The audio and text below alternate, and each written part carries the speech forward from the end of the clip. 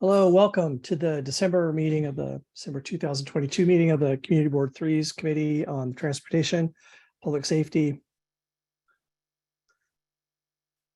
Sanitation and the Environment. You'd think I'd know the name of the committee by now, but that one. So we have three items today. I'm going to do them in slightly out of order. We are going to do the DOT item first. And I'm going to set a timer in a minute here, 45 minutes, just so we get a reminder in case we're still bogged down that I would like to wrap this up, an hour if we could. So the 45-minute timer will help us with that. Good grief.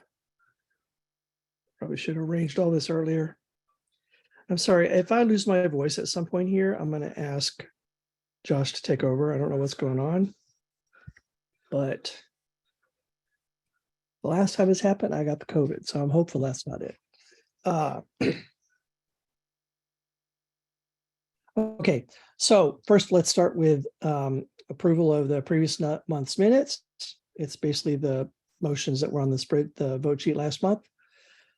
If there's no changes needed, then we'll consider those approved. They're approved. Can we have a roll call vote? Roll call now. Attendance. David Cream. Here. Joshua Waterman. Here. Wendy Lee, present. Lee Berman. Here. Tariq Darrell. Present. Kenyel Hernandez. Kenyel Hernandez. Wendy, she just hopped in the room. Oh, okay. Hello. Michelle Cooper-Smith. Here. David Louie. Here. Richard Ropiak. Present. July Yang. Here. All right, thank you very much. That's amazing. So you can go back to Kenyel now. She is here. Kenyel Hernandez. Hi, present. Sorry for being late. Thank you. Made it. Great. Okay, so we're going to consider the same thing we considered in February. It's the just a background. Grand Street and Columbia. Oh, good Lord, that's where I live. Grand Street and Clinton is the main access point to the Williamsburg Bridge from the FDR. This is just a fact that the local streets are acting as the network to get between two major pieces of regional infrastructure, and it's been a problem. Actually, I was looking back last night. It's been since 2013 that the community board has been asking, is there something that can be done? There have been small changes made in recent years that, had small effects. We had asked DOT if they could come up with, a proposal to something that may make a larger difference with street geometry. And they did propose that we do a one-year trial of opening up Norfolk Street for the traffic that's coming from the bridge. So that we westbound traffic on Grand would not be able to turn right onto Clinton, that would have to go up to Norfolk Street. And we did talk about that in February. And at that time, we rejected it. We said we didn't support it at that time. We asked them if they could come up with another alternative, and they didn't. There was a walkthrough where, other ideas that had been bandied about over the years were reviewed again. And so I asked DOT to come back tonight and have the committee and the board consider, do we want to approve this one-year trial or not? We are not going to get another large change until sometime maybe in 2024. So maybe 2 years from now, when congestion pricing may come into effect. That would change things because it would presumably reduce the amount of cars wanting to make the transfer between the bridge and the FDR. But until that time, it's going to be the exact same traffic pattern that we have now, unless we ask them to do a one-year pilot of having the traffic shared between Clinton and Norfolk Street. The northbound traffic coming up Clinton from further south would continue using Clinton. And then the traffic that's coming west from the FDR would have to go onto Norfolk. That is the nature of the change. Anyway, we saw the whole thing presented in February, and then I'm going to ask DOT to do a most likely briefer presentation of it tonight. So I'm going to turn it over to DOT. Thank you. Hello, I'm Sean Quinn, Assistant Commissioner of Street Improvement Programs at DOT. Carl Sundstrom, who you've been seeing for this project for a while, is pretty sick today, so I'm stepping in to do the presentation. If I can share my screen, please, I will pull up a short version of the recap for you all. You got it. You should have that ability now, Sean. Great. And I should say it's good to see you all. Some of you have worked with for a very long time, so thanks for having us here tonight. So just like David said, do a quick recap of the proposal that we had presented last February. So just a quick overview. Traffic on Grand and other streets used to access the bridge creates a safety and quality of life issue for the neighborhood, which we agree with and definitely hear loud and clear. This is only getting worse as the development continues in the neighborhood. Never ceasing, it seems. We have explored a lot of different network changes in collaboration with this community board, some of which, as David mentioned, we've put into place over the past 5 or so years. We had a couple starts and stops with the L train shutdown and waiting for congestion pricing to come into play for any major changes. But in the meantime, we think that the proposal we're going to put forward today could actually make a pretty big impact on solving some of these issues. We committed to putting this in and observing for a year, and then, you know, we can make tweaks during that year, but any sort of larger decision about the status of the project would come after the 1-year pilot period was up. As a reminder, right now, the intersection of Grand and Clinton is a major conflict point. All the traffic from Clinton Street and Grand, nearly all the Clinton and Grand Street Bridge traffic feeds into the one lane, which has limited through capacity. So you have one lane from Grand, one lane from Clinton, both feeding into the lane of Clinton Street between Grand and Delancey to access the bridge. We know that over 50% of the traffic coming down Grand and up Clinton is going to the bridge. So this is all non-local traffic, a lot of, you know, cut through regional traffic using your streets here. The result of this, of course, is the general congestion in the area, and it creates a sort of difficult situation for pedestrians in that north crosswalk, as a lot of, they have an LPI, they do have a leading pedestrian interval, but for a lot of the signal phase, they're conflicting with a heavy amount of turning vehicles. And drivers also have started or use other local streets to try to bypass this traffic. So they might get off Grand further to the east and then use some of the streets to the south to then come up Clinton to get to the bridge. We found, looking in the past, we found, like looking at our travel time studies, that none of that cut through traffic or anything saves anybody any time. We've done some turn bans in the neighborhood network to make it more difficult for people to do that, cut through traffic. Some of that has had minor impact, but not the big enough impact that we'd like to see. So our proposal is to split the traffic back between Clinton Street and Norfolk Street. So essentially instead of one lane feeding the bridge on Clinton Street, we're splitting it into 3 different lanes feeding to the bridge. As some people remember, Norfolk Street used to be the way that drivers access the bridge. Clinton was not the access point. We changed that maybe 10 years ago at this point. We want to bring Norfolk back into the mix.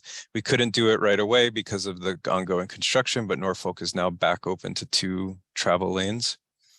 The idea is that we would ban the turn from Grand Street onto Clinton. And make the Grand Street access be primarily through Norfolk Street. This creates more storage room on for vehicles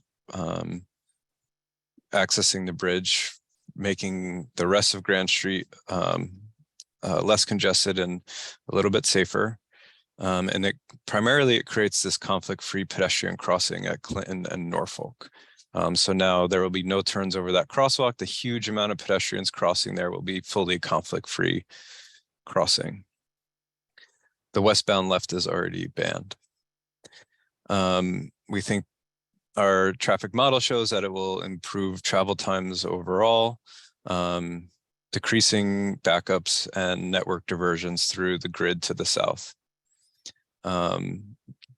Norfolk is at 2 lanes, like I mentioned, now that some of the construction is wrapped up, and there's no conflicting crosswalk across Delancey and Norfolk. So there's no pedestrian risk here by this double turn, and it allows that turn to process easier. So overall, we think, so in addition, after our walkthrough, we are gonna make sure that the signal timing at Norfolk and Broome Street includes an LPI to ensure that the pedestrians at that location aren't having a negative impact due to some of the congestion that we've seen that's already occurring there. We're going to make sure pedestrians have some conflict-free time, and then we're going to be installing a new signal altogether at the intersection of Broome and Clinton Street. Right now, there is no crosswalk there, and there's no signal at that location. Just zooming in right into the main intersection of Grand Street and Clinton. Like I said, we get that conflict-free crosswalk. We also will move the bike lane to curbside for several blocks of Grand and make it protected. Right now, the bike lane is outside of the turn lane. So we'll get a new protected bike lane approaching the intersection, which then this would be a conflict-free bike crossing as well as ped crossing. We'll create a shorter crossing with a new pedestrian island, so people who are crossing the street have less distance to go. We'll also add new parking in front of the former Rite Aid, so loading commercial regulations, which can help reduce some of that illegal loading that's happening on Clinton Street by creating more space for loading on Grand. So really something for everyone here, from freight, pedestrians, cyclists, motorists, and of course the residents of the neighborhood. The idea is that we'd implement this early in 2023. We do the 1-year pilot as I described. We'll monitor and report back after the 1 year's changes. Along with the commercial loading we're proposing here, we'll continue to work on the loading and commercial needs of the neighborhood, and continue the conversations we've been having with the BID and others about how to rethink Broome Street as a more pedestrian public space for the neighborhood.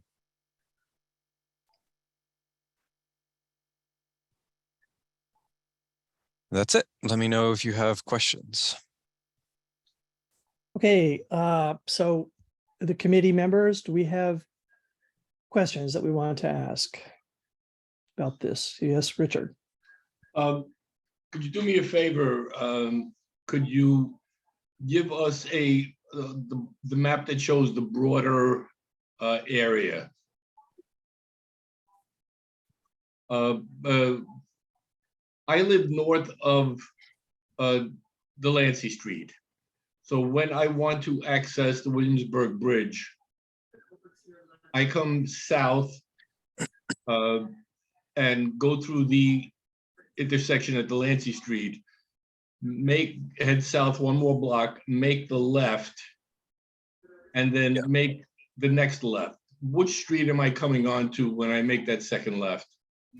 So you come down Essex Street, you make a left on Broome, make a left on Norfolk, and then you make a right on Delancey. Will this, have you considered the impact of people coming from north down and turning onto Broome and onto North, is that going to, instead of adding additional traffic, it'll add 2.5 traffic onto Norfolk? Yeah, we, in our study, we showed, I'm sorry.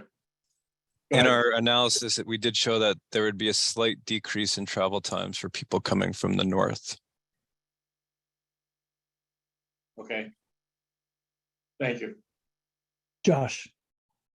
Yeah, thank you, Sean, for coming tonight. One thing that confused me in the previous presentation, I believe it was in the appendix of the presentation that your colleague presented in February, was it, we couldn't quite figure out it. Do you anticipate an increase in the number of cars No, traveling on Clinton and Norfolk Street due to this plan? no, we don't think there's going to be induced demand here. We think it'll be the same number of vehicles just spread out over the 2 access points. Great, thank you. David.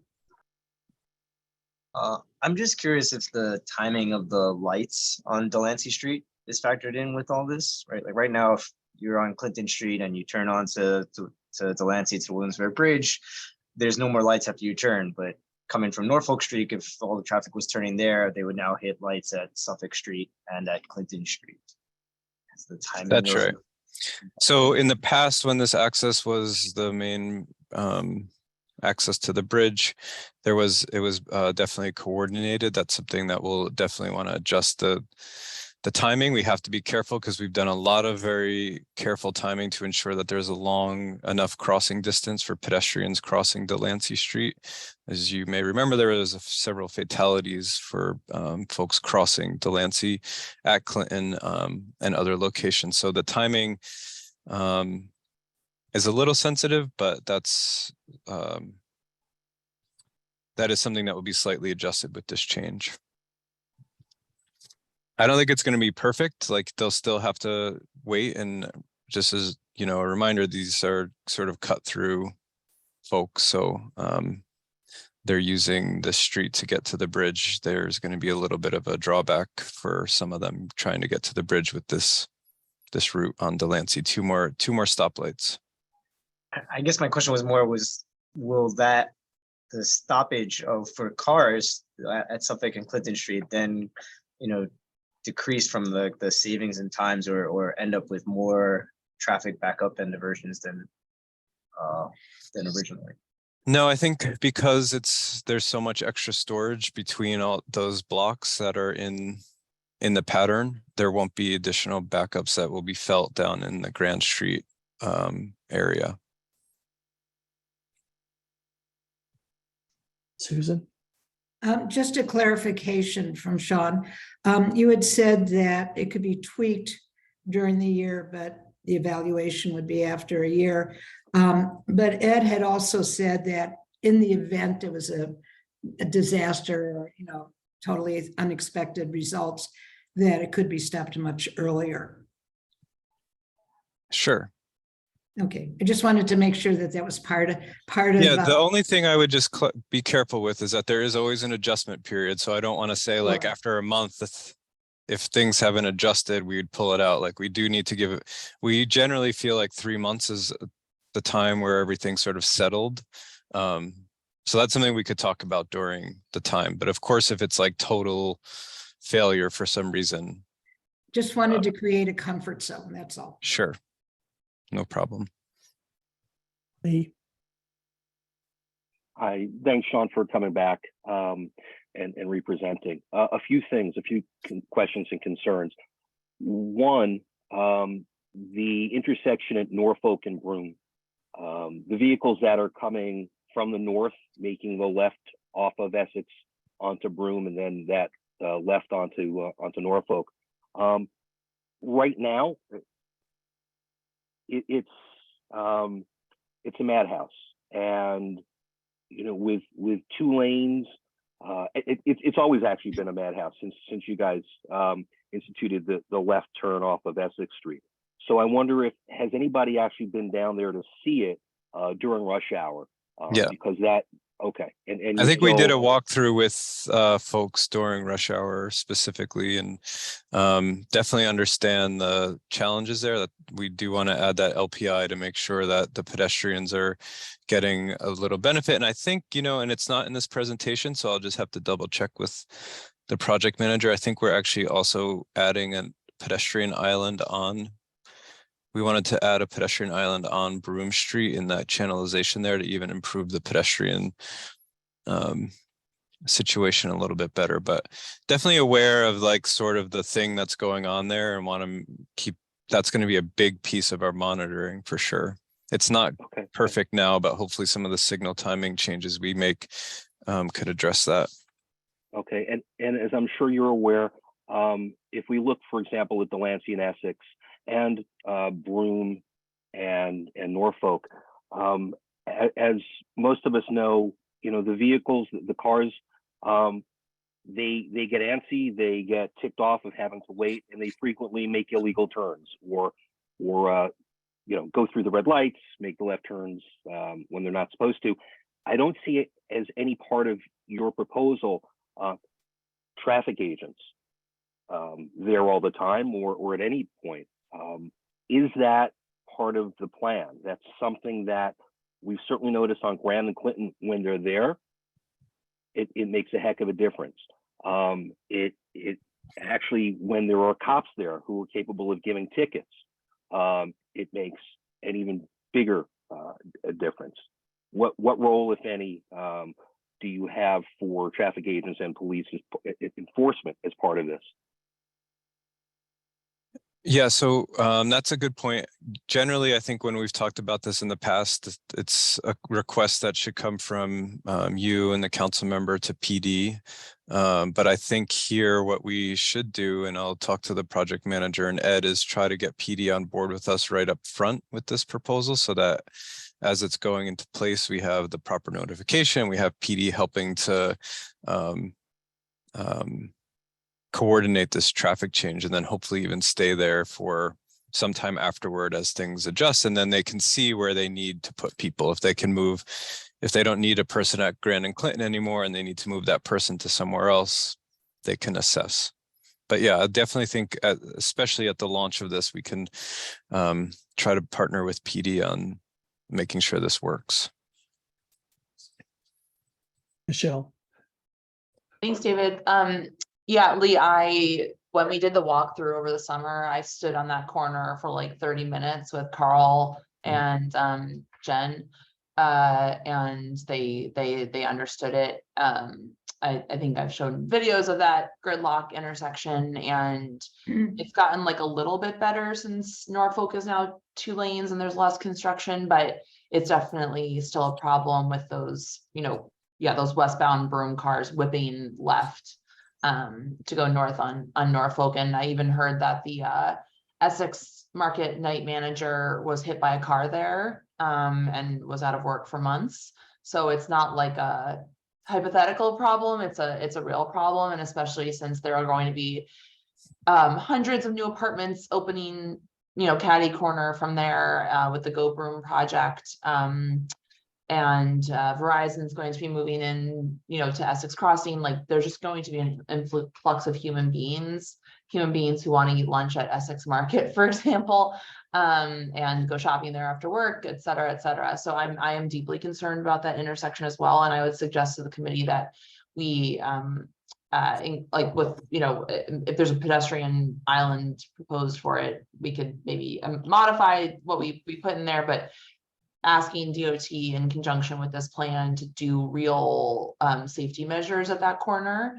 Things that we talked about at the walkthrough were like a delayed pedestrian signal so that cars don't have a left turn. An idea I had was to daylight the corner, the northwest corner of Broome and Norfolk, because there's a car that's often parked there, which lessens visibility. I'm sorry, always park there with a fake placard that lessens visibility for both the cars and the pedestrians.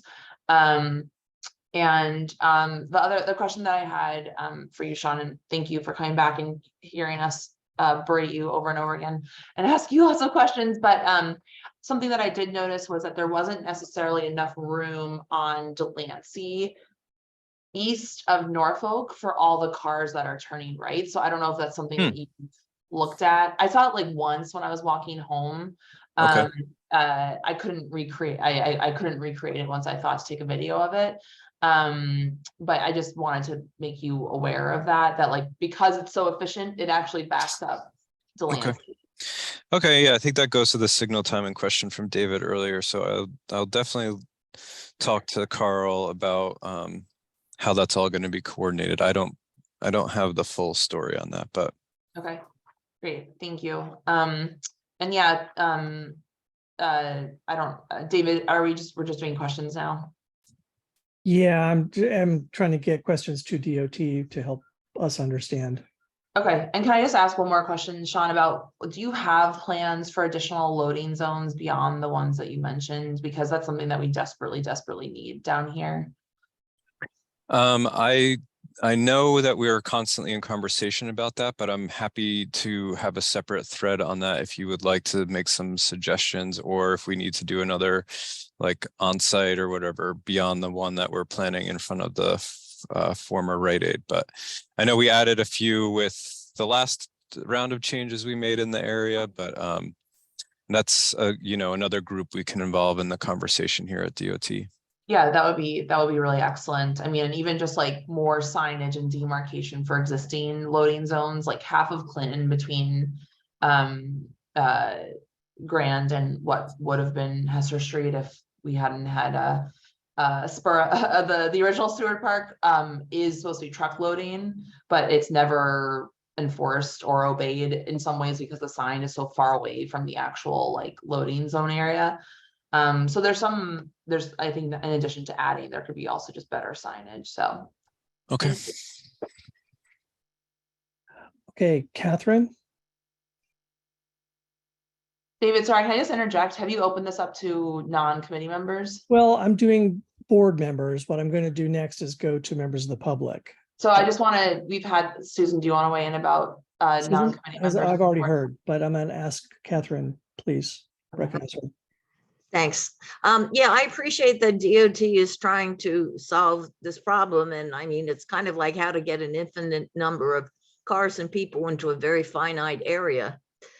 So it causes a lot of problems. But I live east further on Grand Street, and I do take the M14 bus west, and I am concerned about how much time this is going to add to that and the problems that we're going to have with that. And I would like to reiterate what Lee said, and to an extent, Michelle, that we really, really need more enforcement in this area and more TEAs and more of the 7th precinct. Because I mean, if you stand and watch the cars, the ones that go into the other lane or even the opposing lane and create all kinds of traffic problems. I mean, people go crazy in this area because they get so, impatient. And I'm wondering if there are more, I think, what are they called? Quick curbs or something? I think DOT had said it would add some more on Grand Street, maybe even further back between Madison and Jackson. And we haven't seen that. Whoop, there it is. And I'm wondering what happened to that, or if you can just tell us if there are any proposals on that. And I'm sorry, my computer, my Zoom crashed, so I didn't hear your question. I went away for a minute. Mine did something strange, but I don't know what it did. Anyway, so what I was saying, other than enforcement, great. Did I lose it? What's lost is there was a presentation of a map. That's all. But we haven't. But if you could repeat your questions briefly for Sean, please. Yeah. Can you hear me? Because we can. Yes. Okay. I don't know where I went to. All right. So I was just first. It was the questions about additional enforcement. I'd like to, emphasize that with the 7th precinct and also with more TEAs. And I was asking about quick curbs, I think they're called. I believe that DOT had made a commitment to putting more on Grand Street, maybe even further back between Madison and Jackson. And I'm wondering if you could. Yes, that came up recently, and that's happening. Yes, that's a separate. Yes, so I'm not directly involved in that, and maybe Jackie has information, but I believe that's being handled. Okay, because that might help. Because as I said, if you watch those cars, they Yeah. literally go in the opposing lanes and it's crazy.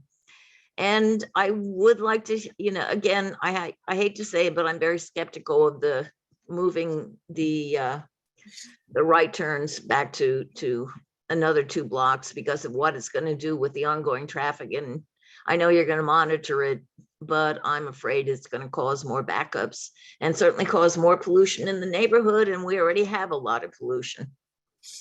So that's my. Right. We're hoping that that's not the case, but like we said, we'll be monitoring it to, make adjustments and changes as necessary. Okay, thank you. Wow, my internet just froze up, I think. Yeah, mine's. You heard me babbling. Sorry about that. Are we on to the next one, Lee?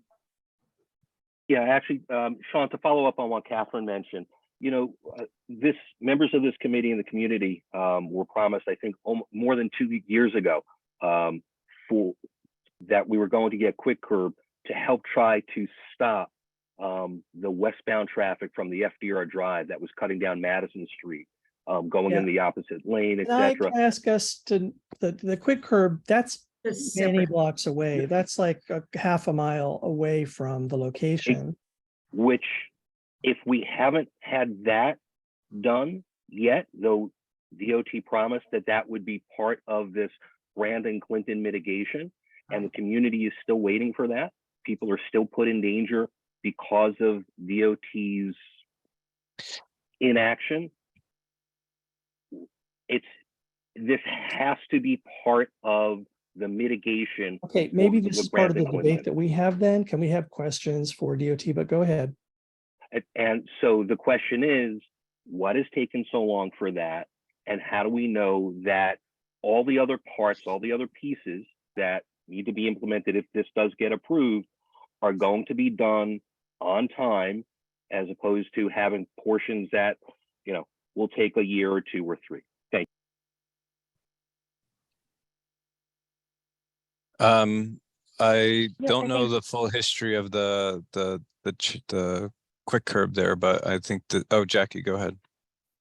Yep. Lee and Catherine, I'm very happy to connect offline and see what the latest is and provide those updates on the quick curb. I would have to, check in and get those updates myself, but happy to provide more information on the installation of that. And once we start the project that we're talking about today, everything will be done. It's a fairly quick project actually to implement. Susan. I just wanted to confirm the quick curbs, which are not actually part of this, are being dealt with. I know particularly the consul office, and I've been on emails is dealing with it. I don't remember the responses, but I would say that is being dealt with separately and can be followed up. But we don't have that, and we didn't ask for that information for this. Okay, so what I'm going to do now is, we have like 10 minutes until my alarm goes off. I'm going to go for public comment now. And so I'll invite people who've had their hand up to make comments to the committee on this. If there are going to be further questions to DOT, they're going to come from committee members. Bill. Hi, yes, thanks. I just wanted to turn off my mute. I was actually told this proposal was unchanged, but I have to say, Sean, that there's a bunch more details which improve it, including the pedestrian barrier on Grant Street, because when people say self-enforcing no right turns, I get a little leery about that, but that looks like that'll work. I do have a bunch of detailed questions, but just about those quick curbs, Connor Allerton and Chris Marte's office said he got a commitment from DOT to install them last summer. And I've heard about Margaret Chin's office had them approved, but I don't know anyone in Margaret Chin's office, but I do know people in Marte's office. So they're approved. They're supposed to be done 6 months ago. Okay. The couple of details about this is, there's a lot of traffic that goes eastbound on Grant Street that already turns on Norfolk. Is any plan to have, I'll just ask my questions again. Yes. So any plans to have a left-hand turn light there for eastbound traffic on Grand Street to be able to turn on Norfolk, because if there isn't, that's going to be another gridlock situation. Not at this time. That's something that we do plan to watch specifically, though, Okay. because we know that's a change there. The other thing, and this is actually more for the community board, there is a huge gap between what the DOT believes should be self-enforcing and different kinds of wayfinding, and what the NYPD understands and will enforce. For example, I just had a discussion with the 2 NYPD officers standing in the corner of Target and Trader Joe's, where a tractor trailer, first of all, made an illegal left off of Grand right in front of them onto the bike lane and parked in the bike lane. And I had to convince them that it was illegal for the truck to park in the bike lane. And they said, no, they can stay there. And I said, no, they can't. It's illegal. The bikes have to go in the street. They're not allowed to. And the police officer said, oh, I'll let the bikes go on the sidewalk. I mean, there's this huge, huge gap. So I'm going to ask the community board, before they approve this, to make sure they have the NYPD, both the 7th precinct and the traffic division, which is completely separate, meet with DOT, with CB3 representatives to work out this complete dissonance between the enforcement and the infrastructure. Because right now they can do all the infrastructure changes they want. If the NYPD can't figure out what the laws are, it's not going to help. Thank you. Thank you. I could just comment on that. Okay, Susan. So this, Bill had brought this up on email. The police department has not asked DOT to meet with them regarding these changes, but they are happy to do so. And both DOT and the 7th precinct has agreed to touch base on creating this meeting next week at the district service cabinet. Thank you. I'm actually going to set a timer for the remaining public speakers at 2 minutes. So Kusali. Hi, good evening. Thank you for taking my questions. I have 2 questions to ask the DOT tonight. Actually, can you ask the committee, because this is public comments? Oh, I understand. Not going to direct it to DOT. Okay, I understand. Sorry about that. So the I'm just not feeling confident that what would stop people from making a right turn from Grand Street onto Clinton, because currently when the line on Clinton is really long, the people who cutting off on the left side and supposed to go straight, they're already making a right turn and jamming that intersection. That's question number 1. The other is that since a couple of you guys, community members, is mentioning how congesting Norfolk has become since the all the turn from Essex going to Broome and then on to Norfolk, and then also from Grand making a left onto Norfolk. Would we consider having the this right turn from Grand Street going west on Suffolk instead? And then, back 10 years ago that DNC presenter mentioned that Clinton Street used to be one way south. That seems like that would divert traffic from outside of this small street. The DOT had done fabulous job with lane reduction on Allen Street. And then those are thoroughfare, but then we have this like congestion on Small Street. It just doesn't, in the big picture, it doesn't make sense. Essex Street south of Grand seems like pretty empty. And, it's connected to Rutgers, which there's a couple of, if you're comparing the bottleneck on Rutgers Could you wrap up? I'm sorry. Yes, it just seems like the quality of Clinton and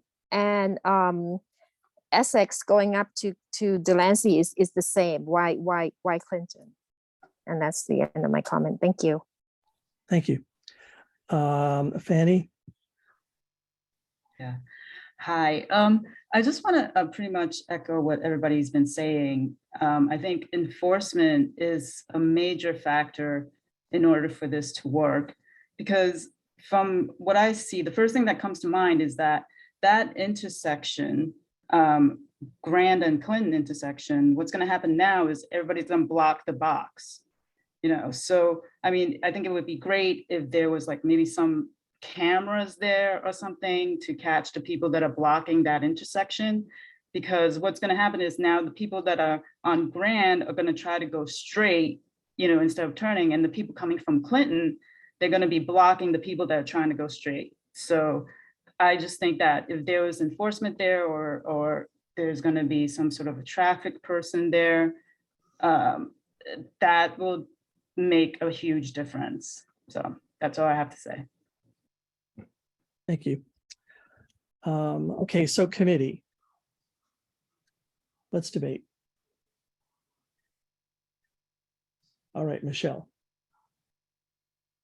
I was doing to you, David. I was physically raising my hand. I actually had one more question. I'm sorry if I missed this in the presentation, but why and this question is for you, Sean. I'm just curious, why has the pedestrian, the traffic signal at Broome and Clinton not gone in yet? Is that because you're waiting for this whole approval to do that?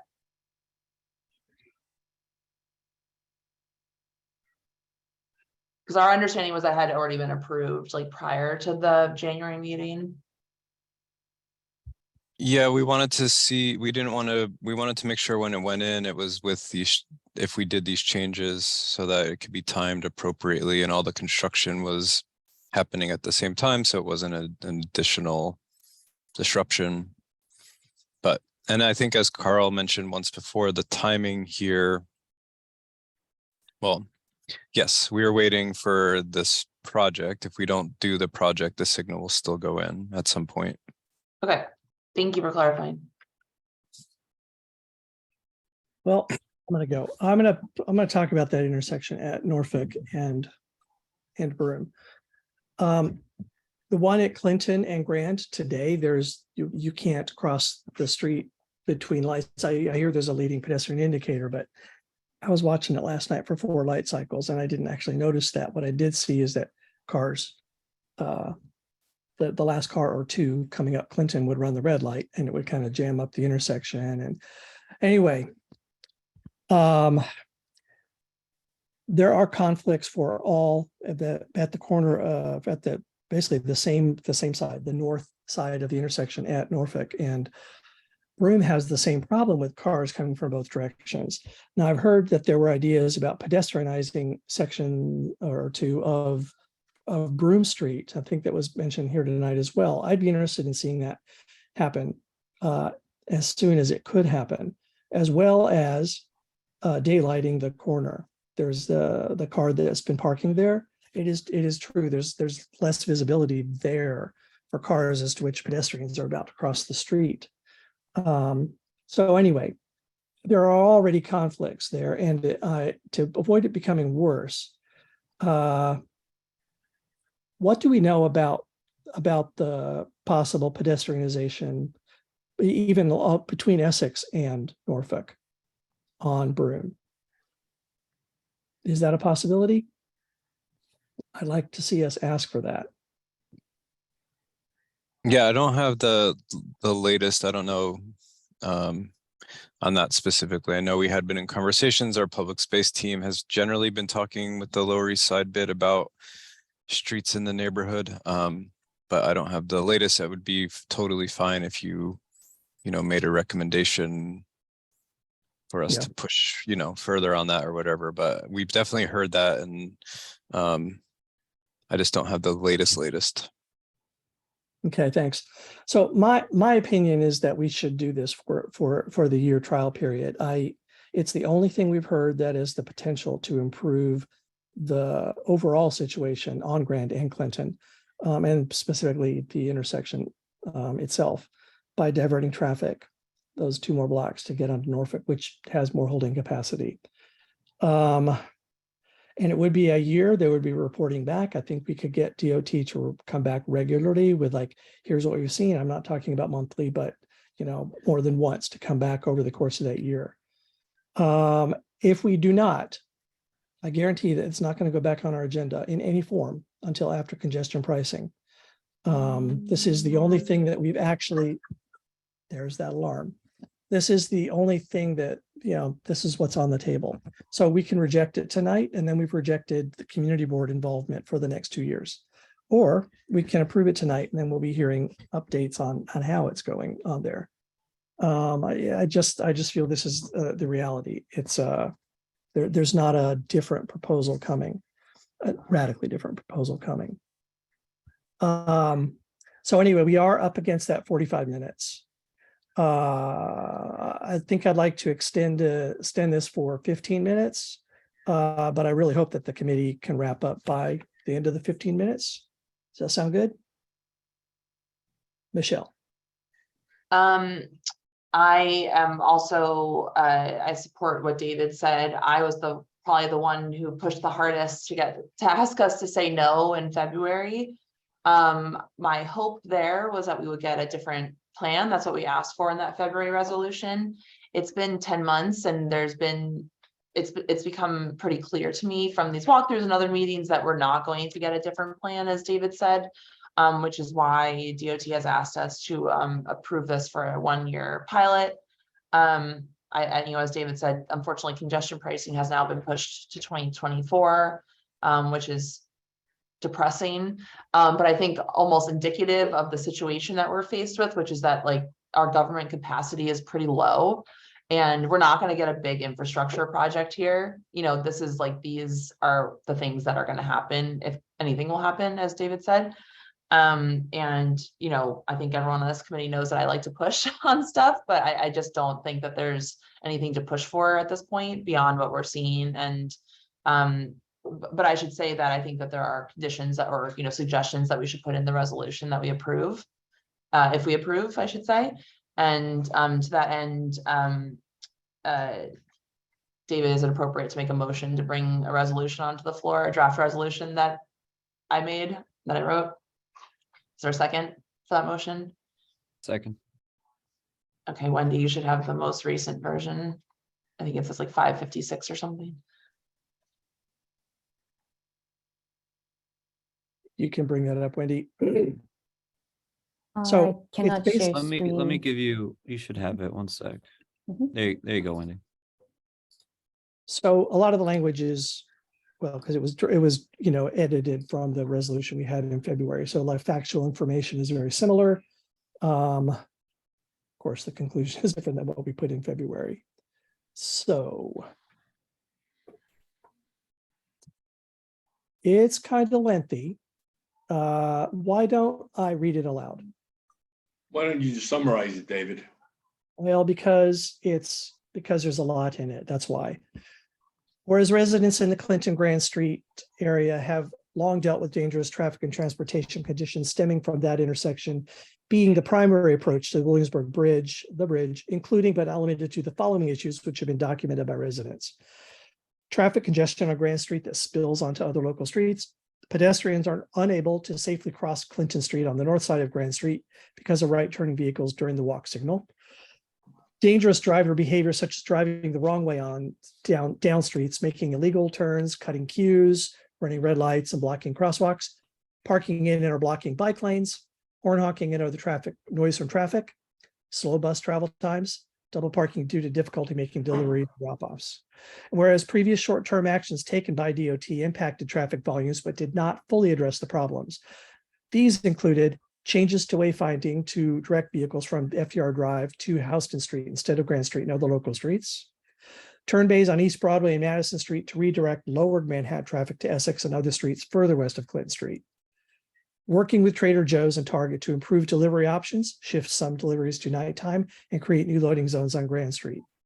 Addition of traffic enforcement agents at local intersections. Signal timing changes. And whereas DOT has proposed significant changes to nearby streets and intersections to mitigate these issues, which are noted below. And whereas Norfolk Street between Broome Street and Delancey Street will reopen as a 2-lane street, a key factor for implementing the proposed plans. And whereas to mitigate the above mentioned transportation and access issues, DOT proposes the following changes to the Grand Street and Clinton Street intersections and surrounding streets, which it claims will split bridge-bound traffic between Clinton and Norfolk Streets and improve overall traffic conditions in the area. Westbound traffic on Grand Street will be banned turning right on to Clinton Street. Restoring Norfolk Street as the primary access street to the bridge from westbound Grand Street is better because Norfolk has 2 turn lanes onto Delancey Street. Since there's no crosswalk on the southeast intersection of Norfolk Street and Delancey Street. Allows for more time to process vehicles at Clinton Street.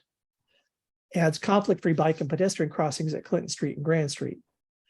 Adds a section of protected bike lanes in the westbound direction of Grand Street. Maintains Clinton Street access to the bridge for vehicles already driving northbound on Clinton Street. Scroll, please. The following changes will prevent illegal right turns by westbound Grand Street traffic onto Clinton Street. Changing existing Grand Street bike lanes to a curbside a parking protected bike lane in the westbound direction of Grand Street. Add pedestrian island in the southeast side of the intersection to enhance protections for cyclists and pedestrians and increase the vehicle turning radius. Put a pin in that. I don't know. That's the southeast corner, southeast side. Traffic enforcement agents to further deter illegal turns at Clinton Street and Grand Street. The westbound Grand Street bike lane will have a dedicated signal phase at Norfolk Street to prevent conflicts with a high volume of turning vehicles turning right from Grand Street to Norfolk Street. The intersection of Norfolk Street and Grand Street will also have a dedicated pedestrian signal phase. Additional loading zones and regulations to surrounding streets to reduce double parking and other loading issues. Approved traffic signal for Clinton Street and Broome Street intersection will improve pedestrian crossing once implemented.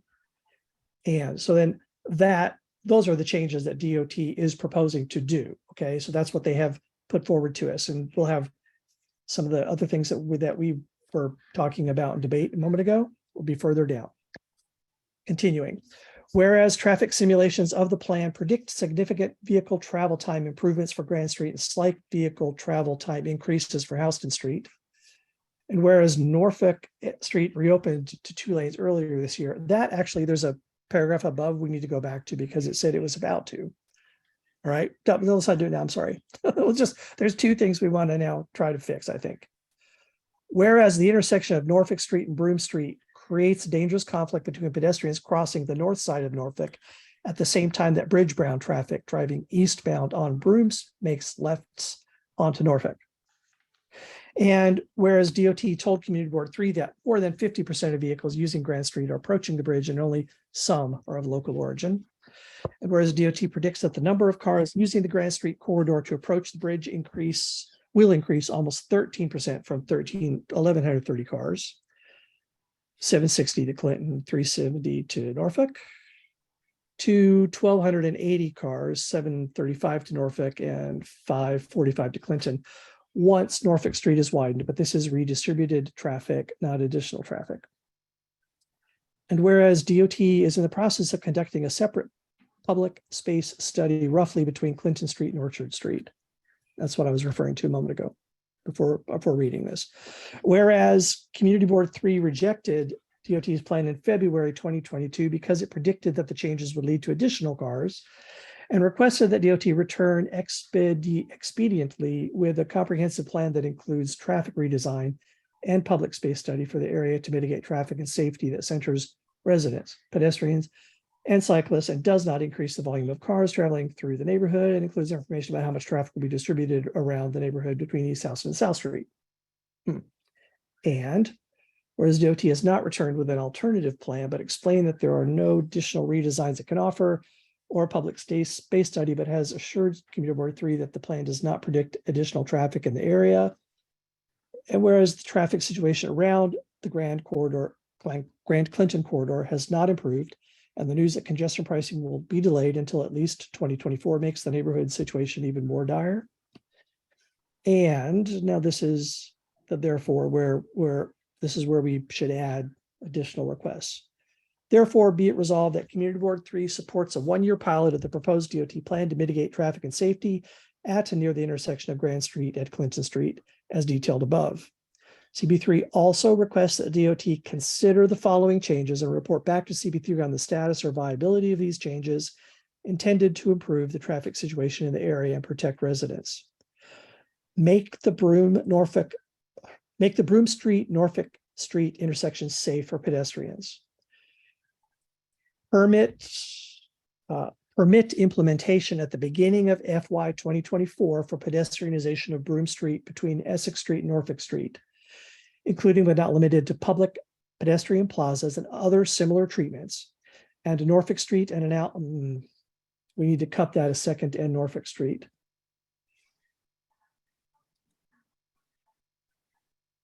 Thank you. And calming and other measures for Broome Street between Norfolk Street and Clinton Street, and a return to the community board with options by April 2023. Immediate, put a no standing sign on the north side of Broome Street, just west of Norfolk Street, to ensure that there is a clear line of sight for pedestrians and drivers. Immediately put either a barn stance or delayed pedestrian crossing. A barn stance is where there's a all-way walk signal, similarly to what there is now at Norfolk and Grand, if you don't know. So put either a barn stance or delayed pedestrian crossing at Norfolk Broome Street intersection to ensure the safety of pedestrians crossing the north side of Norfolk Street at Broome Street. Okay, now continuing the list of things we're asking them to consider. We actually want them to add these. Work with the NYPD to plan passive and active enforcement to ensure that westbound drivers on Grand Street do not make right turns onto Clinton Street, and that eastbound drivers on East Broadway do not make left turns onto Clinton Street during prohibited hours. Increase signage, demarcation, and enforcement of the truck-only loading zone on the west side of Clinton Street between Grand Street and East Broadway. Add additional loading zones to the neighborhood in key areas such as Broome Street between Suffolk Street and Clinton Street, Suffolk Street between Delancey Street and Broome Street, Grand Street between Essex Street and Clinton Street, and East Broadway between Essex Street and Clinton Street. Put treatments along the entirety of the Delancey Street pedestrian plaza between Norfolk Street and Clinton Street to protect pedestrians from oncoming Delancey Street traffic and keep cars from illegally parking in the pedestrian plaza. Install the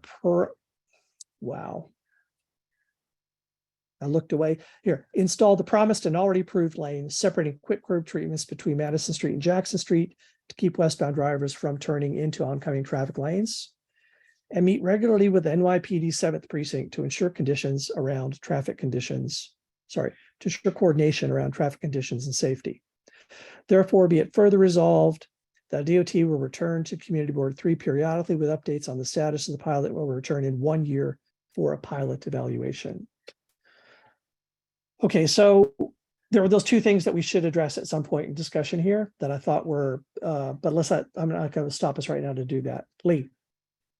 David, could you explain what you mean by pedestrianization of Broome Street?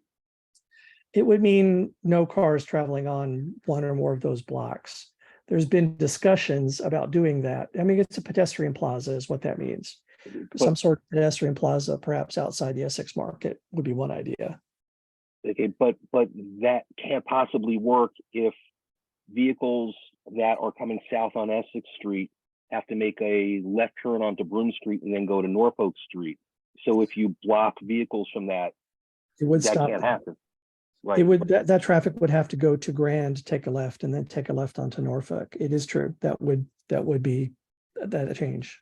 Right, and so now but it would mean that the reason I like the idea is that it would mean there would be a full half a life cycle for pedestrians to get around that intersection, which is right at the Essex Market, and there's new housing coming along right there, which Michelle. However, there is a much heavier pedestrian presence at Essex and Grand, and now all those additional vehicles that are coming down to Grand imposes a danger to even more pedestrians. So I would fully support this entire resolution, except for that pedestrianization portion. Got it.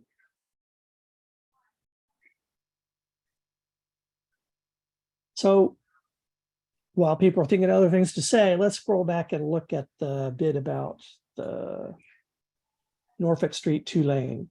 One paragraph says it's about to, and that's necessary for the whole thing, and the other says it's already happened. What is the fact on the ground?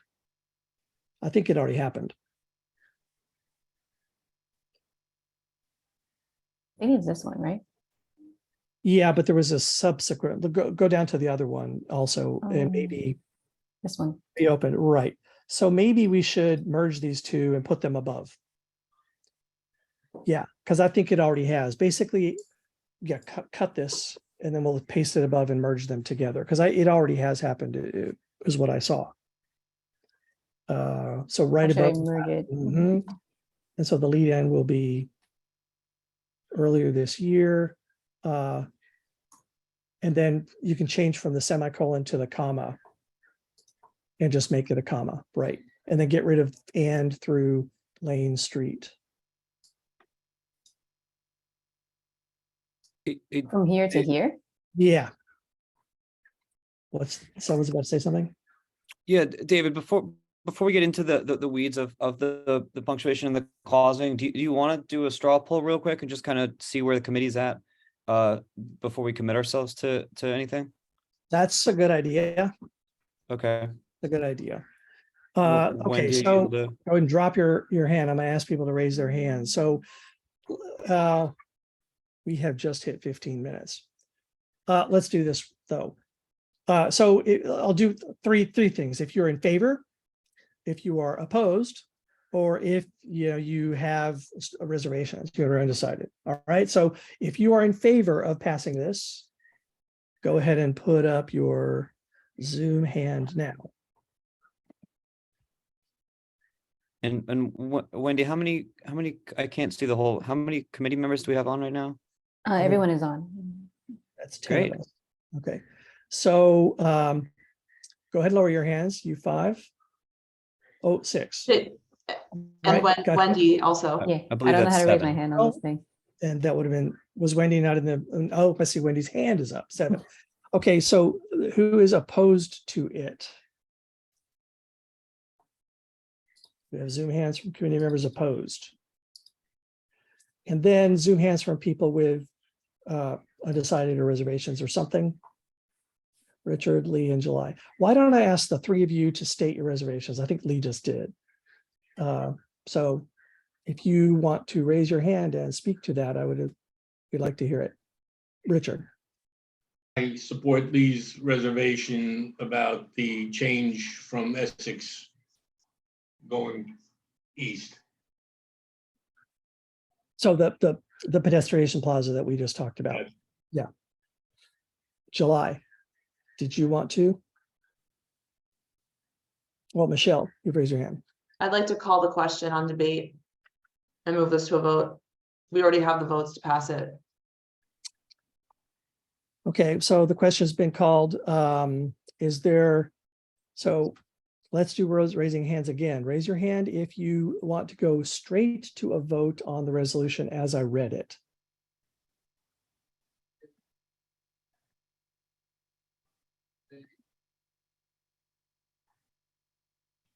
Seeing 4 of 10. Okay, 5 of 10. And I believe Wendy also has her physical hand up. If Okay, you that's weren't 6 of including 10. All right. So then, so let's go to a vote. So Wendy, if you would read the roll call vote. And please call Any me last. exit? Michelle could put her Okay. Joshua Waterman, Yes. Wendy Lee, yes. Lee Berman, No, I stated my reservation. Thank Tariq Darrell, Yes. Kenya Hernandez. Kenya? Sorry, coming. Yes, I approve. Yes. Okay, awesome. Michelle Cooper Smith, Yes. David Louie, Yes. Richard Ropiak, No. July Yang. I'm going to abstain. Mainly because I wasn't present on the board back in the February meeting. And I can't reconcile, what the DOT tonight presented and the resolution that we're voting on. So I'm going to abstain. Okay, and David Crane. Yes. Okay, we have 7 yeses. Okay. All right, so now we'll move on to the next item on the agenda. And so let me preamble that a bit. I've invited the Manhattan Oh my goodness. Justice Opportunities, I believe that's the name. I hope I didn't just butcher that. I've invited them to come talk to us. I'll let them explain more fully what they are, who they are, what they do, but they're affiliated with or work with the court system and with social service providers. Some office, the name something like Alternatives to Incarceration. So I invited them to talk to us so we could get a sense, and we'll be able, this is an educational presentation. We'll have a brief period probably where the board members may have some follow-up questions where we can understand alternatives to incarceration and how that works. Thank you. Thanks, David. And hello, everyone. My name is Joe Barrett. I'm the project director of Manhattan Justice Opportunities. Thank you so much for inviting me to join you this evening. I'm going to share my screen to pull up a quick PowerPoint presentation of our work. Please feel free to, I will try to be quick, I promise. Please feel free to ask me questions as I go, and also happy to answer any and all questions on your mind at the end.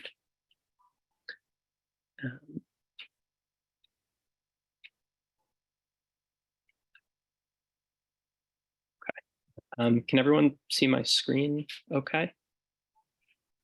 Excellent. So as David mentioned, we are an alternative to incarceration program. We work out of Criminal and Supreme Court here in Manhattan at 100 Center Street. And we're a part of a much larger organization, the Center for Court Innovation, which has a nonprofit that has been around and working with the courts and the district attorney's offices and city government, the public defense agencies, the social service landscape, really for over 25 years now. The center's first project was the Midtown Community Court in Midtown Manhattan, which launched in the early 90s. And since then, the center has expanded to work in all of the criminal courts in all 5 boroughs, as well as a substantial amount of work in civil court across the city. The center really seeks to advance change in the justice system to try and make our justice system more effective and more humane through 3 strategies. One is by operating programs that provides direct service to people who are in the courts with civil or criminal legal issues. The second is by conducting original research on what's working and what's not working in the world of justice reform. Our own programs and other nonprofits and other city agencies working in the space. And then importantly, trying to publish that research for a wide audience to help inform public debate about reform in the justice system. And lastly, we have an expert assistance team that works across the country and around the world, both to bring reforms that we have piloted here in New York City to other jurisdictions and to bring reforms that have been piloted in other jurisdictions here to us in New York. Manhattan Justice Opportunities is very firmly in that bottom bucket, that operating programs bucket. We provide direct services to people with criminal cases in the criminal court here in Manhattan, as well as the Manhattan community more broadly. So kind of diving into our work in a little more detail, I would say there are sort of 3 main goals of the project, which I have up on the screen here for you all to read. But I guess as some additional context about sort of who we are and what we're trying to accomplish. Our work is really a very intentional public safety strategy. It's an attempt to find a middle ground between aggressive enforcement and the traditional punishments that the justice system has relied on, like harm, incarceration, fines, criminal convictions.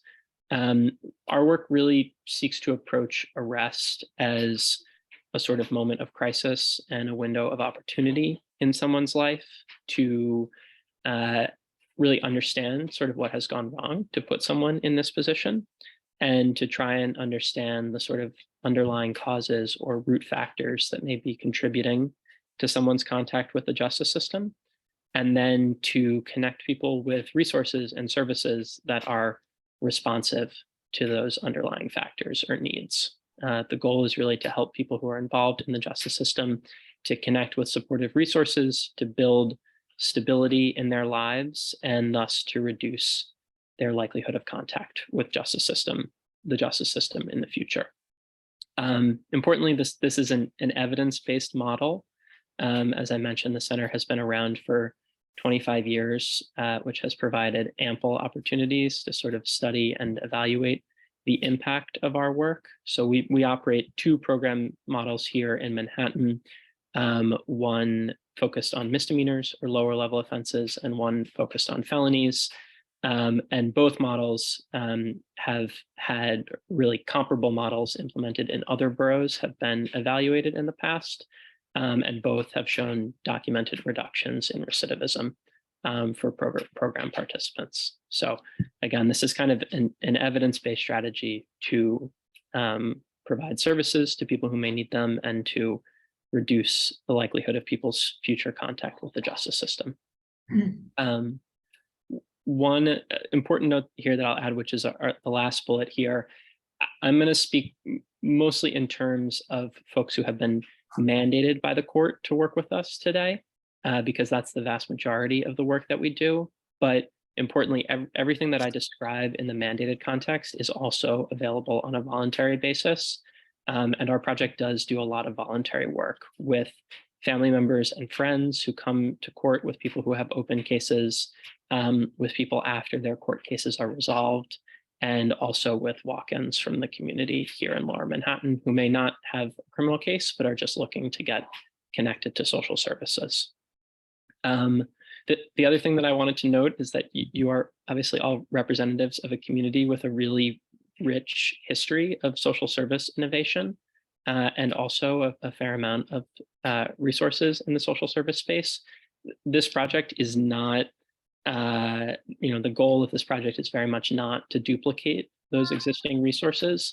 Rather, it's to serve as a connector between the worlds of the courts and the justice system with the really vibrant landscape of community-based social services that exist across New York City.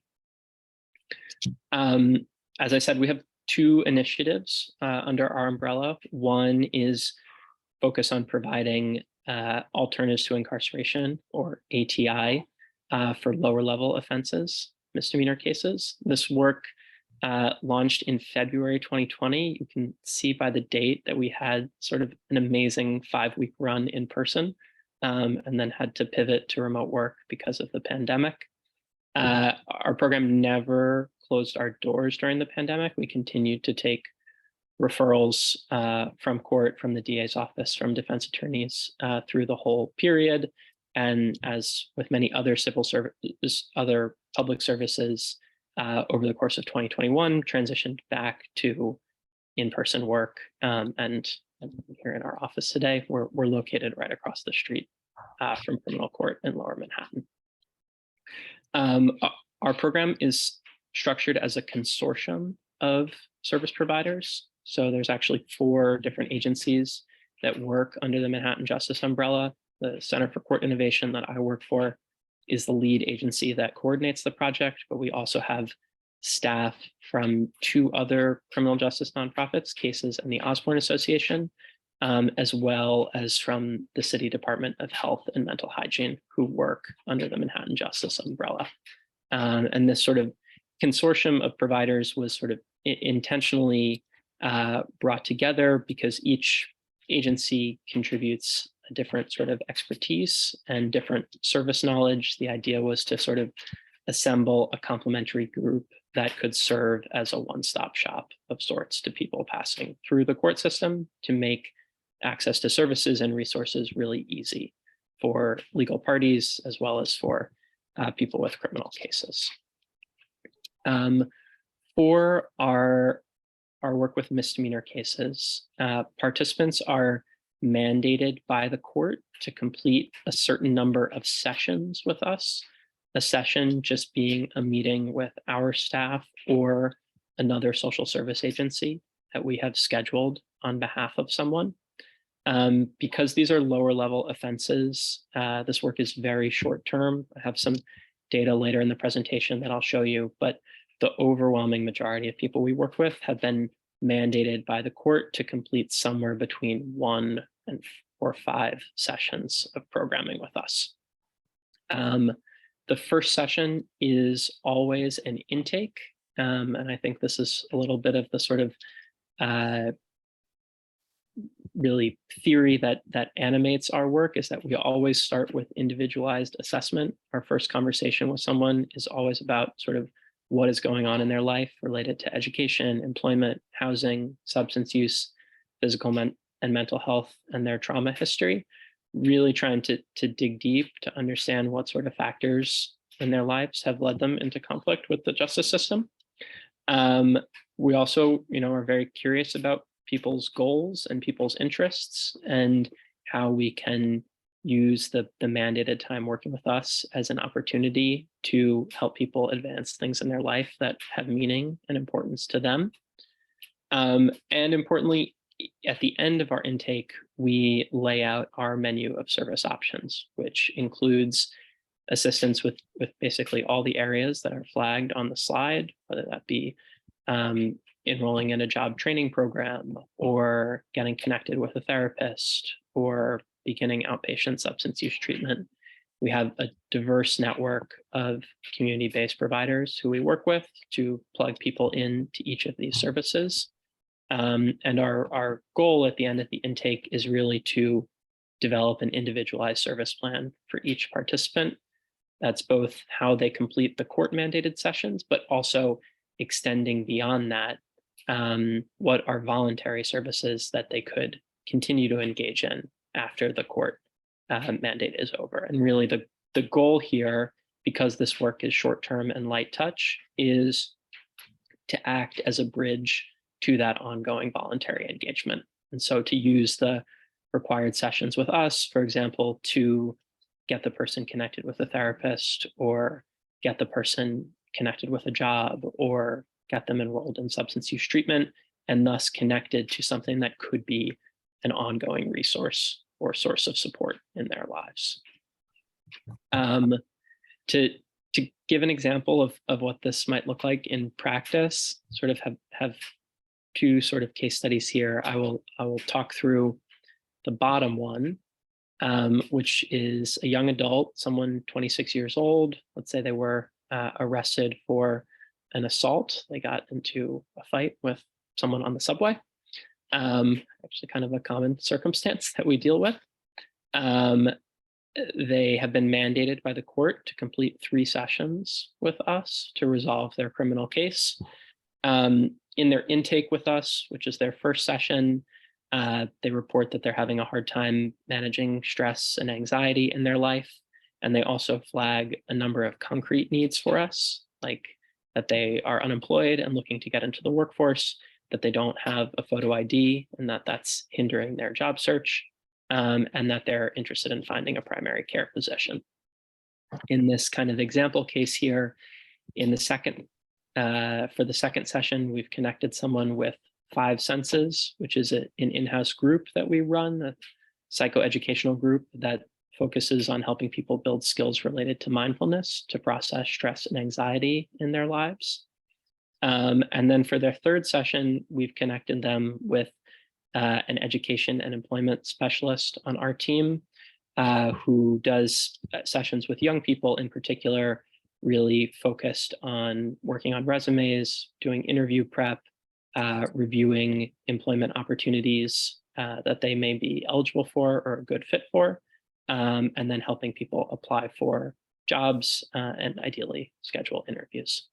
And lastly, because this person has also flagged for us that they're interested in support accessing healthcare, we've connected them with our staff member from the Department of Health, who's going to work with them on an ongoing basis to help them find a primary care physician and begin accessing healthcare related services on a regular basis.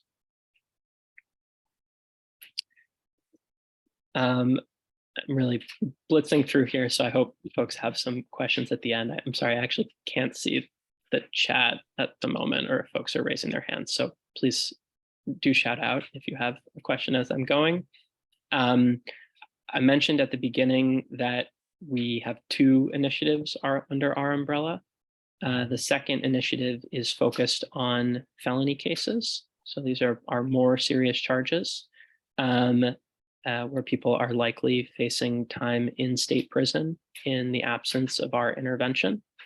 And again, this is a sort of effort to work with the prosecutor's office, the defense agencies here in Manhattan, and the court to provide structured access to services as an alternative to incarceration.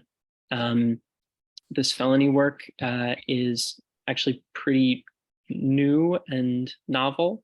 There are not many initiatives like this in the country.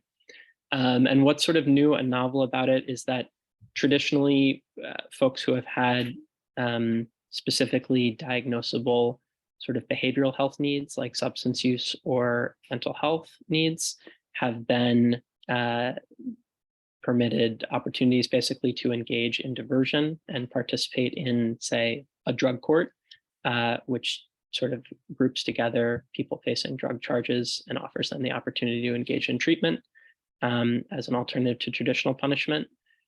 This is an effort to build on those models and really push beyond them by offering alternatives to incarceration for people who didn't fit neatly into these existing treatment options. So say someone who had both substance use and mental health needs, and so might not have fit into either the drug court or the mental health court in Manhattan, or someone whose primary need may be related to housing and employment, didn't have diagnosable clinical needs, and so was actually quite likely to end up being incarcerated and wouldn't be offered the opportunity to be diverted.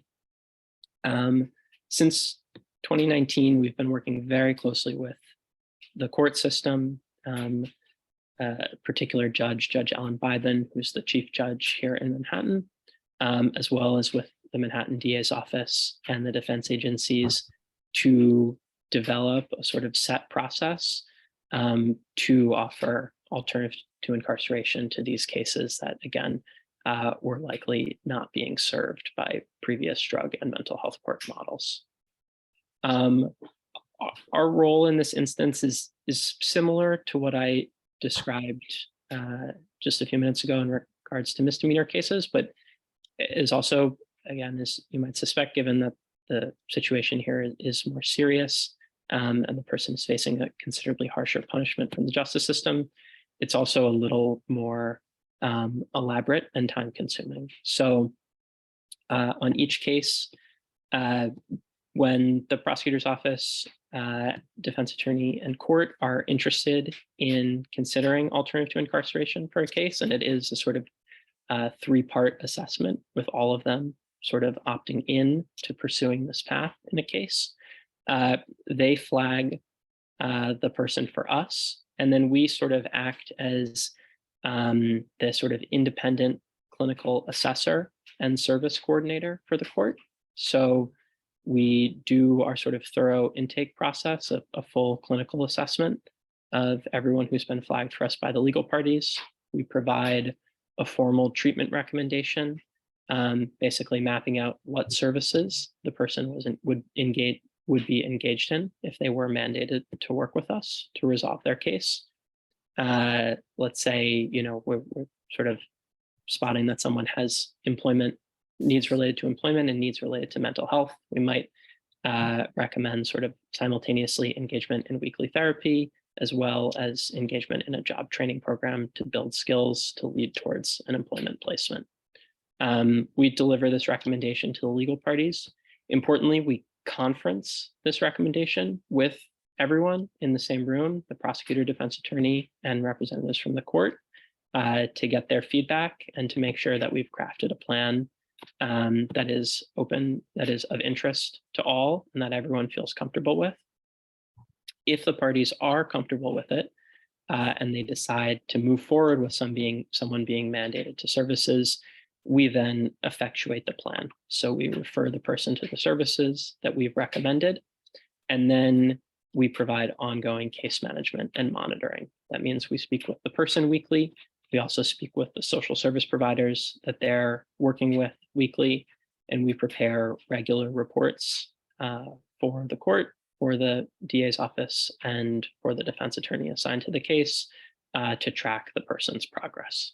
And people also come back to court for sort of regularly scheduled court appearances for sort of all parties, again, us, defense attorney, prosecutor, and judge, to discuss the person's progress to date. And if there are basically things that we need to troubleshoot or address to make sure that they are effectively engaged in services. And just to wrap things up, because I would really love to get to your questions, as I noted at the beginning, all the services that we offer, again, the work primarily happens on a mandated basis, but we do offer them all on a voluntary basis. And again, that means services for people's families or other folks involved with the court system. It also means providing services to walk-ins from the community. And we do a fair amount of that. People who just come into our office at 80 Center Street and are looking for an opportunity to speak to a social worker and get connected to whatever resource it is that they're interested in. To give you a quick sense of the scale of this work before I pause and turn it over to your questions, this work is happening at a very significant volume. In 2021, we served nearly 1,400 misdemeanor participants. That's about 116 referrals a month. And as I said, this work is primarily short-term. 70% of the people we worked with had a mandate between 1 and 3 sessions in length. So that's 1 to 3 meetings with us. On the felony side, we're currently working with 350 active participants. It's a referral rate of about 20 cases being referred to us each month. And again, because these are more serious charges and more serious circumstances, the time period of work with each participant is considerably longer. Our average participant works with us for around 14 months. That's really just a very, very quick snapshot of our work. There's lots of nuance to add here that I, was trying to blitz through to stay within the time limit. But yeah, I would really love to hear what questions and what feedback are on your minds. Thank you. Thanks a lot. Committee members, if you have questions, go ahead. I mean, well, let me recognize you. I'm sorry, guys. I'm having I call them spells. Susan. Thank you. Thank you, Joe. You had said you might be able to give us some idea of the amount of work you've done in CB3. Let me ask a few things all at once. Could you just give off the top of your head some of your CB3 partners, and also for the documentation of this evidence-based program, can you refer us to any reports or anything so that we could, delve into it deeper? Yep. Yes, so trying to take those in order, and please let me know if I miss anything. In terms of people served, in the last 18 months, we have worked with 150 people who are residents of CB3. Wow. So there is, and that is ranging from people who had, very brief contact with us, 1 to 2 sessions, to people who had a longer mandate with us that might be measured in months. And that number is based off people who reported an address to us in CB3 at the time of their intake. So, a sizable portion of who we work with, but again, we serve all of Manhattan, and really people arrested in Manhattan. So there are also a lot of people we work with who live outside the borough. To your second question about partners, we work with a wide variety of partners in the district, and I hope I'm getting my geography right. But we work with a number of the settlement houses on a regular basis, Hamilton Madison House, University Settlement and Union in particular, also Grand Street from time to time. We also work with a number of the substance use treatment providers that have programming, I believe in CB3, so Educational Alliance, I think would be an example of that. This is where my sort of knowledge of provider geography fails me. I don't do the direct service myself, but social workers on my team do. But I can say that citywide, we have over the last 2 years worked with 120 different nonprofits that provide social services, again, ranging from benefits assistance, housing, education, employment, substance use, mental health services, just to name a few common areas of work. And you said avenues of justice, right? Yes. Oh, sorry. Of course, I forgot to mention avenues of justice. We do often, along with, and that actually is a great point, Susan, along with pairing people with services that are responsive to the needs that people flag for us, we also work really hard to pair people with services that are responsive to their identities or other factors in their life. So we help people find, let's say, a therapist that lives within walking distance of them, if that's something that matters to them.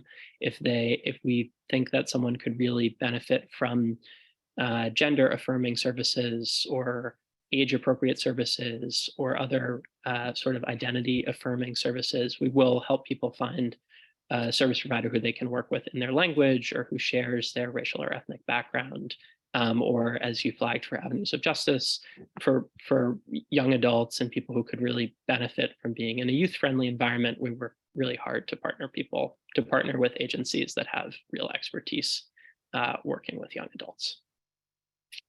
And then your question about evidence base, and I'm happy to send these two over afterwards.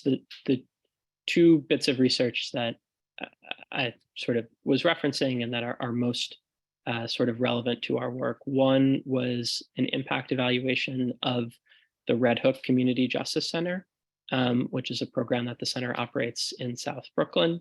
It's similar to our misdemeanor court model. And that evaluation showed around a 10% recidivism reduction in people who had engaged in that program.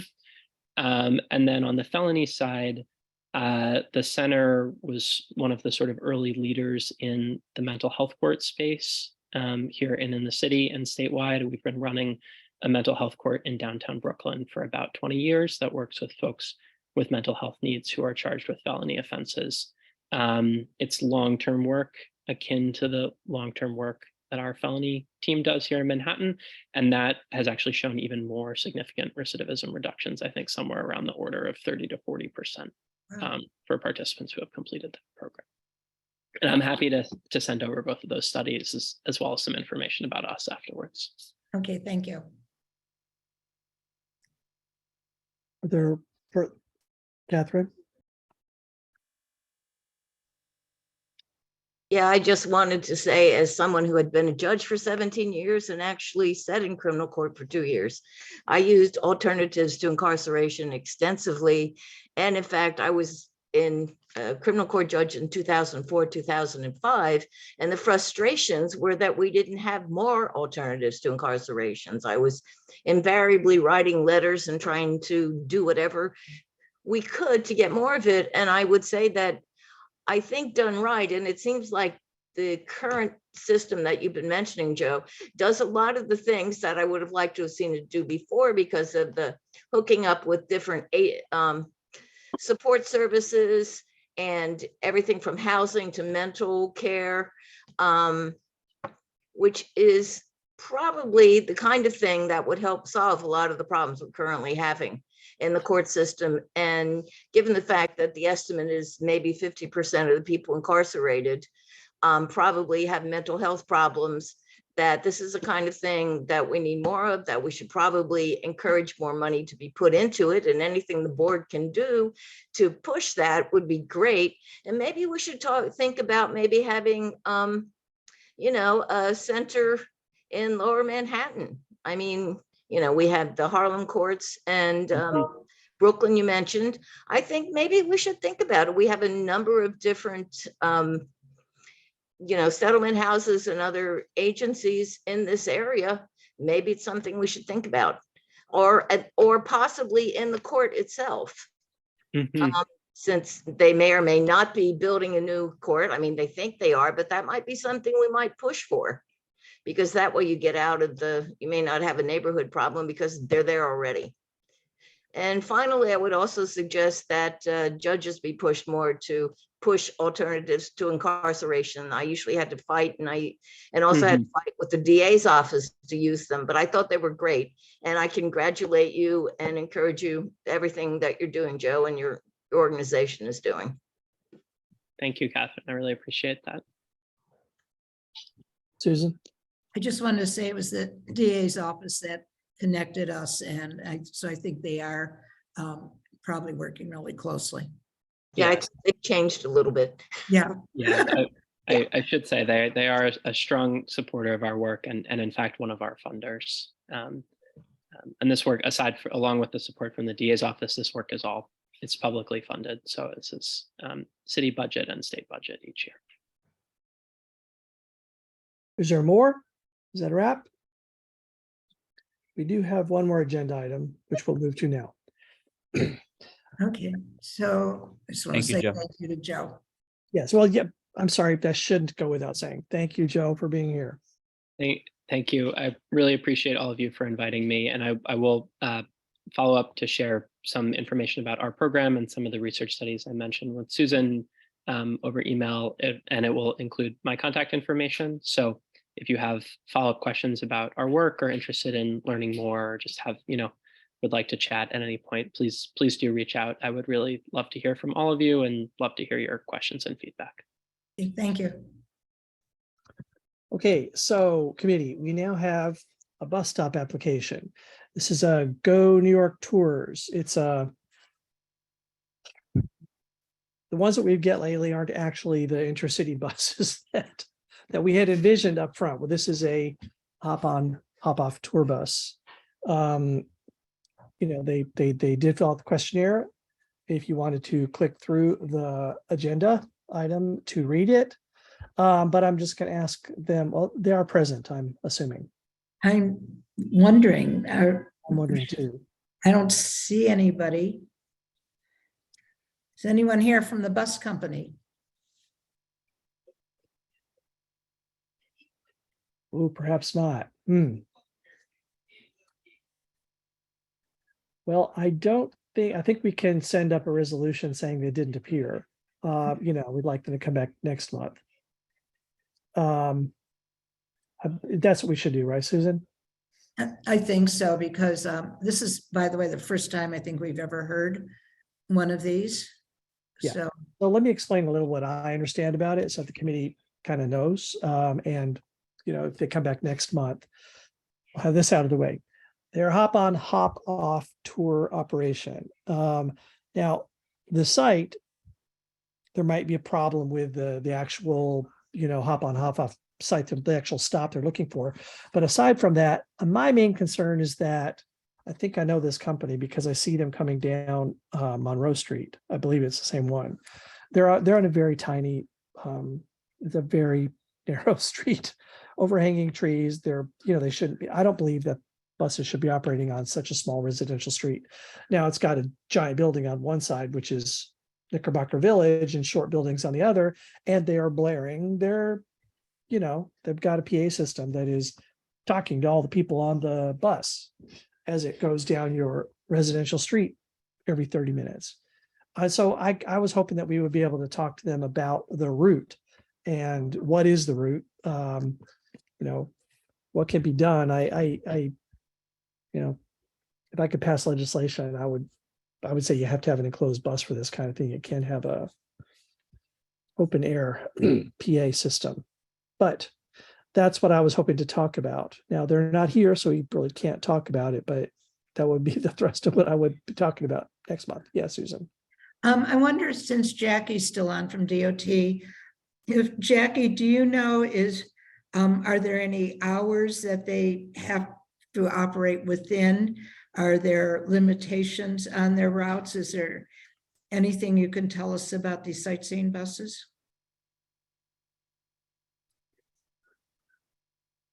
Jack, oh, Hello? Can you Yeah. hear me? Yeah, thank you. Sorry. So off top of mind, I don't recall the regulations, but I can definitely check in with the team and see what, if any, regulations there are for sightseeing and, let the board know. But definitely take that back. Okay, and if you could support our resolution so that DOT will not approve them until they show up at our meeting? Yeah, I can send that over to the team. Pardon? Yep, I She can can share definitely that. share the resolution with the team. Okay, because we were in contact with them, they did get all the information to come, so I don't know what happened. Michelle. Thanks. I don't know if this is appropriate to ask Jackie about, but I scouted out the location where they had put their notices. It's outside the DSNY facility on Pike Street, right above South Street. Like, I don't even understand how it could go there. It's like it's a no standing the whole way. There's no parking lane. There's no part of the street that would be wide enough for a bus to park. Like, I know we always hear that DOT can't deny these types of things, but like, I don't even understand how this could be considered. So this is very different than the other ones where we say we can't deny. Those are interstate. This is not. Okay. So is the problem that they are registered in another state or that they travel to another state? The other ones. No, it's just like ambiguous thing called the Interstate Commerce Clause. Well, no, I know, but I'm saying, so I'm just hypothetically, let's say that this company is registered in Massachusetts, just like all the other ones are, even though the buses themselves don't travel to Massachusetts. I don't know. I can't answer that. Maybe Jackie could. So I actually worked with the sheriff's office on this for the other ones, the past sheriff. And the fact that they were registered in the other state made it almost impossible to find them or to have them, be responsive to our regulations. That is very different than the interstate rule. The interstate rules are a whole nother separate matter, which, and I hope Jackie will correct me if I'm wrong, but it seems that these buses are within New York City, so would not be subject to those interstate clauses. But the registration of the state was a whole nother issue that made it very hard for us to be able to actually regulate them because they weren't responsive. So there's another thing to clarify, and that's DOT does vet the location. And if it comes to us, my understanding is that DOT has decided this is not going to create some sort of public safety problem, the kinds of things that they can reject it based on. And so presumably, Jackie maybe could speak to it now or next month, but presumably DOT has decided that this is a safe, acceptable location to put this bus stop. So it's not like DOT has to give whatever is being requested. They can say, well, in that area, this would be suitable. But by the time it gets to us, presumably it has been vetted. Really? We often will say, oh, we don't understand. We think it's not suitable. Can you find something that's in a different location? And that would be one of our options next month. Okay, great. Thanks. I guess the reason I'm bringing up this month is because I don't know if DOT will be there next month. So I wanted to make these points while we have a person present, just because like I'm not a transit planner or a traffic planner or anything, but like I would be shocked if a bus could stop there and not create problems. I don't understand how it could stop there. But anyway, thanks. So Michelle, thank you. And I can definitely take that back to the team. Like David had mentioned, they do when they do apply, they give us, ideal locations. So DOT will look at them, our transit development team will look into them. And, there's oftentimes times when the, suggested locations don't work and we have to give them alternate locations, which we, then send to the board for the board's opinion as well. Okay, so we need a brief resolution, just a sentence to say that that CB3 requests that DOT not, yeah, let's just take this down. I'll just spout it out. Read what is the name of the place? Oops. I had sent Wendy this much. I think that first whereas could be, and then we don't need any of the other whereases. Just that first stating the facts of what The they're first doing. whereas, okay, and right. another whereas Go New York Tours Inc. did not appear at. I should give it at this one then. Yeah. Whereas the applicant did not appear at the community board committee meeting on whatever today is, in order to answer questions concerning the location and their operation. Yeah. There's some phrase that, that we're tasked with doing, but that's close enough to it. Therefore, be it resolved, CB3, asks that DOT Denied it to non-appearance. Yeah, to deny the bus stop. What is it called? A line license. Yeah, license. Oh. Deny this bus stop license due to non-appearance at the. Yeah, we have them come back next month. So, due to non-appearance and, well, let's not phrase that. Just deny this bus stop license at this time to give Community Board 3 an opportunity to hear them at committee meeting.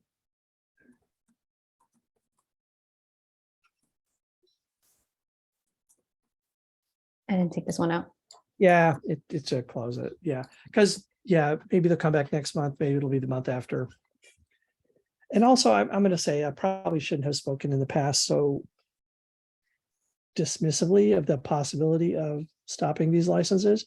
I think I did actually say they're going to get it anyway, at least one occasion recently. That is my opinion. That is not a fact. Great. So no change.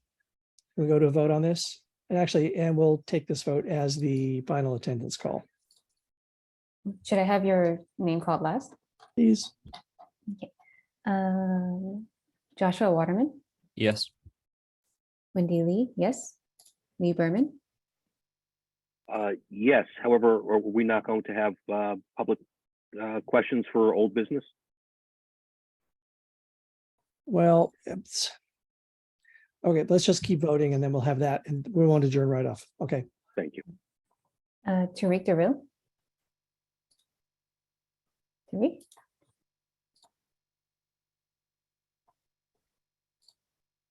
Kenya Hernandez, Yes. Michelle Cooper-Smith, Yes. David Louie, Yes. Richard Ropier, Yes. July Yang, Yes. David Crane. Yes. Thank you. Okay. What is it we ought to do, Lee? You want a public comment on old business or just? If there is any. City member? It's not a typically item that we put, but is there a public comment that wasn't addressed directly at a particular item? Okay, Stuart, go ahead. Yes, thank you. I don't know if this is the appropriate moment to speak about the open streets proposal for Avenue B between 8th and 9th. It's going to be on the agenda at a later time, as I mentioned, as I've told people. Yes, thank you. I don't know if the Transportation Committee is the proper first home for consideration of this. But I'd like to make a statement if there's 2 minutes to Go do ahead. so. Yeah, go ahead, do it, please. Okay, yeah, my name is Stuart Lee. I'm executive director of a nonprofit foundation which implemented the Asthma-Free School Zone project with funding from New York City DOT and from CB3's Con Ed Settlement Fund. I'm also president of the board of directors of Tompkins Park Mansion Owners at 131 Avenue B between 8th and 9th. I would like to express our strong opposition to the plan to build a pedestrian plaza on our block. We are an historic co-op with 16 units and a greater number of owners and voting constituents. Our building is located right in the middle of the affected area of this ill-conceived proposal. If built, it will create problems, especially related to noise and limited access to our and our neighbors' buildings. One of the great virtues of this block is that it is quiet. Having people seated directly below our windows is going to increase vocal and other noise. Our residents have also long enjoyed 24/7 unimpeded vehicular access to our building for construction materials and tradesmen, deliveries by truck, movement of items to and from personal vehicles. This proposal would also eliminate a significant number of parking places in an area where sidewalk dining and city bike stations have already made finding neighborhood parking extremely difficult. The Board of Directors of our co-op is united in opposition to this plan, and we believe that it tries to solve a problem that doesn't exist. We already have acres of community seating, lawns, chess tables, plazas, concert and activity space, sprinklers, playgrounds, and playing courts right across the street. And while pedestrian plazas may serve a good Yeah, purpose, it's on shopping our and agenda subway next month. destination. Can this wait? I really think it needs to wait till next month when it's on the agenda or whenever it goes on the agenda. Fair enough. I'm almost done, but I will wait. Thank you for your Thank time. you. Susan? I just want to clarify, there is no proposal. There could be a proposal, but there is not a proposal. And DOT has agreed that they would come and discuss this. I'm trying to wait until there's enough information about what they are looking to propose, so to make it more productive. Thank you so much for your time. I appreciate it. Okay, I'm going to take the last vote as our final attendance anyway. So you're adjourned. Thank you.